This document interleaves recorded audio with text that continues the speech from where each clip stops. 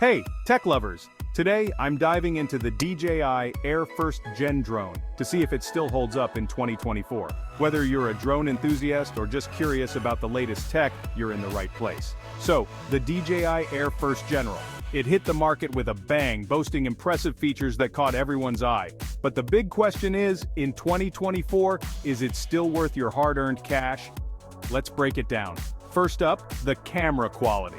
Back in the day, this drone boasted one of the best cameras on the market. But with rapid advancements in camera tech, how does it stack up now? Well, it's still pretty decent. We're talking 4K video at 30 frames per second. Sure, it's not top of the line anymore, but for most hobbyists, it's more than enough to capture those stunning aerial shots. Next, let's talk about portability and battery life. The DJI Air was loved for its compact size, making it super easy to carry around on your adventures. Fast forward to today, and it still feels light and easy to manage. Battery-wise, you can expect about 21 minutes of flight time. Not the best out there, but definitely enough for a good session of flying and filming. Now onto the controls and software. This is where the DJI Air really shines, even in 2024. It's user-friendly, with an intuitive interface that makes it a breeze for beginners and seasoned flyers alike. The drone is responsive and stable, which is fantastic for capturing smooth cinematic footage.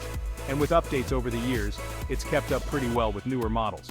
So, should you buy the DJI Air 1st Gen in 2024? If you're getting into drone photography and don't want to splurge on the latest model, this could be a great pick.